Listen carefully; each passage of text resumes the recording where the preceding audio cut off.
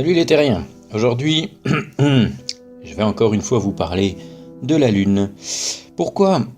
Apparemment, l'éclipse du 21 août dernier a l'air de perturber quand même pas mal nos amis de la Terre plate. Depuis 2 ou 3 jours, je vois arriver pas mal de vidéos américaines venant nous dire que la Lune n'était pas présente lors de l'éclipse. Enfin, qu'elle n'était pas visible, ni avant, ni après. Ils ont juste vu un disque noir se placer devant le Soleil. C'est leur conclusion. Mais rien ne prouve que c'est la Lune. Alors je prends les devants, car je pense que cet argument va arriver chez les planétariens français bientôt.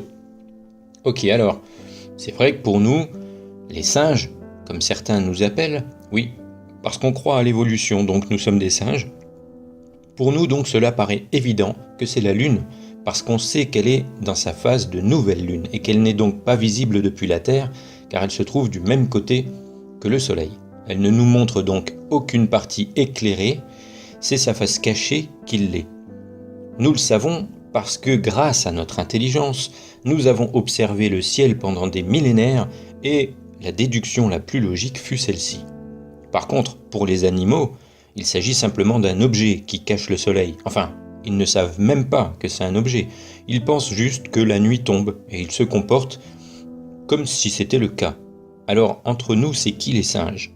Bref, avant de vous prouver à toutes et à tous que c'est bien la Lune qui passe devant le Soleil lors des éclipses, je voudrais revenir sur quelques points.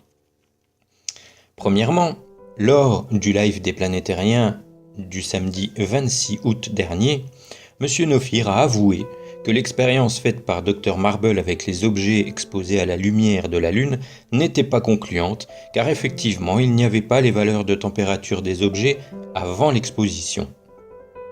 Par contre, je vais faire un mea culpa, puisque je sais aussi reconnaître des erreurs. Je n'ai pas la science infuse et je ne prétends pas détenir la vérité ultime. En ce qui concerne la vidéo que j'avais diffusée sur les températures de la lumière lunaire, donc cette vidéo, il y avait eu 2 mesures, effectivement. Alors, c'est pas une vidéo scientifique au sens stricto sensu du terme, puisque effectivement, il n'y a pas les mesures initiales avant l'exposition. C'est donc qu'il a vu ma vidéo et compris en partie mes explications. C'est déjà pas si mal. Par contre, il a enchaîné en disant que ce n'était de toute façon pas le Soleil qui se reflétait sur la Lune. D'autre part, en ce qui concerne les expositions, si c'était reflété par une sphère lunaire ou son, puisque n'importe quelle sphère, vous pouvez prendre ce que vous voulez, prenez une cuillère à soupe ou une mouche et retournez-la côté convexe, envoyez-y de la lumière, jamais vous n'obtiendrez une exposition comme on a à la pleine lune. Jamais. Vous aurez toujours des points, vous aurez des spots sur le centre de votre louche, de votre cuillère ou de votre objet réfléchissant. Vous aurez des spots. Où sont ces spots lumineux quand on a la pleine lune? Il n'y en a pas. Alors après ça, on vient me dire que j'ai fait une démonstration fausse. Alors je répondrai simplement que la Lune n'est pas lisse comme un miroir, ni polie. Il y a des bosses, il y a des creux, la surface est recouverte de poussière, de cailloux, et que, par ce fait, elle ne peut pas montrer de spotlight brillant comme il dit.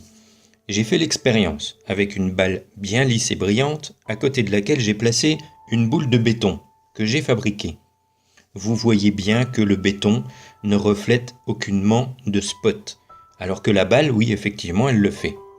Mais la Lune s'apparente plus à du béton, je crois, qu'à une balle en plastique brillante. Logique. Deuxièmement, j'avais publié avant l'éclipse du 21 août une vidéo expliquant avec quelques dessins comment cela se passait et pourquoi l'ombre se déplaçait d'ouest en est, alors que la logique planétarienne voulait prouver le contraire. Cette vidéo a eu un franc succès le jour même de l'éclipse et atteint aujourd'hui plus de 50 000 vues. Je suis très content d'avoir fait cette vidéo. La chose qui me chagrinait dans l'histoire, c'était de ne pas avoir trouvé d'animation à l'échelle pour bien montrer le phénomène. Eh bien, c'est chose faite. Voici quelques petites animations à l'échelle montrant ce qui s'est passé exactement.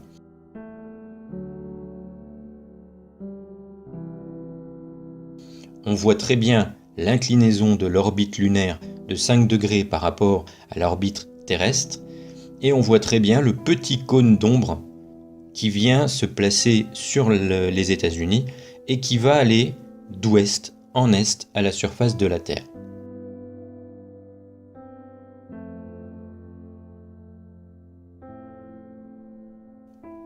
Si j'avais eu ces animations pour la vidéo de l'éclipse, je pense que je serais à plus de 100 000 vues au moins aujourd'hui, quoi. Troisième point que je voulais souligner, dans ma vidéo dernièrement sur J'en ai marre, je vous ai expliqué avec une expérience faite à l'arrache avec une pile que l'ombre d'un objet pouvait être plus petite que l'objet si la source lumineuse était plus grande que cet objet. Comme elle n'était pas très réussie, certains me l'ont fait remarquer et ont mis en doute l'expérience. Donc je l'ai refaite de meilleure manière. Cette fois j'ai utilisé un projecteur halogène qui fait plus de 10 cm de large et j'ai éclairé sur un joli mur j'ai éclairé une petite balle pour projeter son ombre sur le mur. J'ai commencé par placer la balle au plus près du mur et j'ai marqué au crayon les limites gauche et droite de son ombre. Puis j'ai rapproché la balle de la source lumineuse qui était située à environ 2 mètres. On voit bien que les limites de l'ombre se floutent et que l'ombre propre diminue. On voit également apparaître une zone de pénombre autour de l'ombre centrale. Plus la balle se rapproche de la lampe, plus l'ombre centrale diminue jusqu'à disparaître alors que la zone de pénombre, elle, grandit. Ce qui correspond tout à fait au schéma que je vous avais présenté. Et il est très simple d'expliquer cela par le fait que les rayons les plus externes de la source lumineuse venant araser l'objet font que le cône d'ombre situé derrière celui-ci n'a qu'une longueur bien déterminée et que si la distance entre la balle et le mur est supérieure à cette longueur, il n'y a plus d'ombre totale sur le mur, il y a uniquement de la pénombre. C'est ce qui se passe lorsque la Lune est trop éloignée de la Terre lors d'une éclipse solaire qu'on appellera une éclipse annulaire.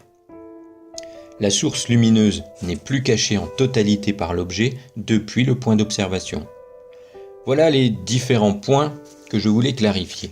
Passons maintenant à cette histoire de lune que l'on ne voit pas ni avant, ni après, et ni pendant l'éclipse, sauf un disque noir, durant laquelle on ne sait pas vraiment si c'est la lune qui cache le soleil. Alors j'ai cherché s'il y avait moyen de vérifier que c'est bien la lune qui passe devant le soleil lors des éclipses. Et à force de chercher, j'ai trouvé. Je suis tombé sur le site de Miloslav Drukmuller, qui travaille à l'université de technologie de Brno en République tchèque. Il étudie en fait la couronne solaire lors des éclipses et il fait de superbes photos.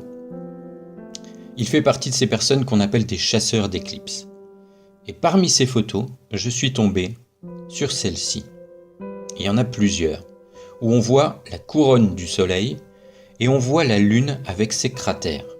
Pendant un moment, j'ai cru que c'était un montage, qu'il avait simplement collé une photo de la lune sur celle de l'éclipse pour que la photo paraisse spectaculaire. Mais en regardant plusieurs de ces photos, je me suis aperçu que la vue de la lune sur ces photos d'éclipse correspondait parfaitement à ce qu'on verrait de la lune du même endroit en période de pleine lune.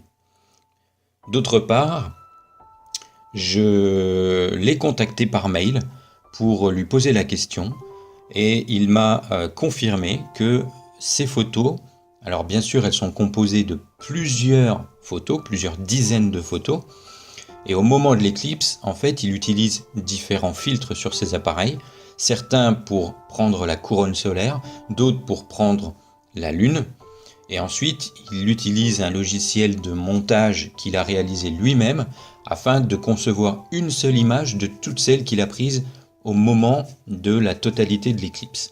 Et on peut de ce fait voir les détails de la lune au moment où elle passe devant le soleil. Si vous regardez sur son site, vous verrez que par exemple pour une éclipse, je ne sais plus laquelle, je vous le mettrai en texte, la lune était beaucoup plus foncée, c'est-à-dire qu'on voyait moins de détails Et il explique pourquoi en fait cette éclipse a eu lieu au moment où le soleil se couchait, c'est-à-dire qu'il n'y avait que 13 degrés au-dessus de l'horizon pour le soleil. Et du coup, la luminosité renvoyée par la surface de la Terre vers la Lune était beaucoup plus faible, et du coup on voit moins les détails de la Lune.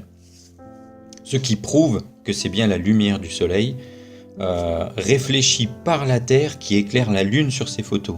Donc si la Terre est capable de réfléchir le soleil sur la Lune, je ne vois pas pourquoi la Lune ne serait pas capable de refléter le soleil vers la Terre. Alors je vous invite à aller voir ces photos parce qu'elles sont simplement magnifiques. Voilà donc une preuve flagrante que c'est bien la Lune qui passe devant le soleil lors des éclipses solaires. Ce Miloslav ne fait absolument pas partie de la NASA, c'est un scientifique qui travaille dans une université, qui fait des recherches sur la couronne solaire, et il a mis au point ce procédé qui permet de voir la Lune en même temps que la couronne solaire. Donc ne venez pas me dire dans les commentaires c'est des CGI, c'est fait par la NASA, machin. La NASA n'a rien à voir là-dedans, c'est un photographe complètement entre guillemets indépendant, il travaille pour une université. Donc je vous mets bien entendu le lien dans la description et n'hésitez pas à aller voir, ça vaut vraiment le détour. Il y a tous les détails des coordonnées géographiques où il a pris les photos, du matériel utilisé, des temps de pause, du nombre de photos qu'il a utilisé pour faire la composition. Enfin, tout est bien expliqué, c'est en anglais, mais on arrive à trouver vraiment des choses magnifiques. Voilà, je vous laisse pour aujourd'hui. N'oubliez pas, faites tourner au maximum et je vous dis ciao les terriens.